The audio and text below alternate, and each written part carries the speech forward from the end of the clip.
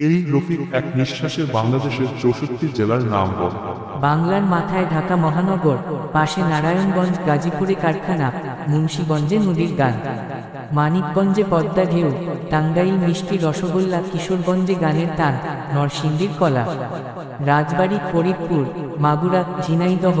গোপালগঞ্জে বঙ্গবন্ধুর জন্ম, এটা সবার জানা। নড়াইল, যশোর, সাতক্ষীরা, খুলনা বাঘের ঘর, বাগেরহাট, চুয়াডাঙ্গা, মেহেরপুর সাহসী সীমান্ত সব, কুমিল্লা, ব্রাহ্মণবাড়িয়া, চাঁদপুর ইলিশে ভরা, ফেনী, নোয়াখালীতে খেজুর আচারে স্বাদ সেরা,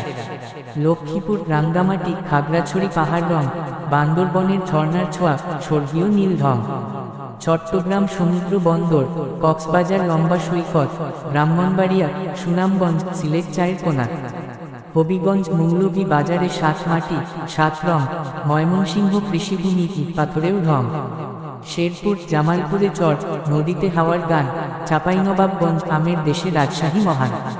নওগাঁ, নাটোর, পাবনা, সিরাজগঞ্জে পাটের দান, বগুড়ায় দই মিষ্টি, জয়পুরহাটে শস্য ভাণ্ডার খান,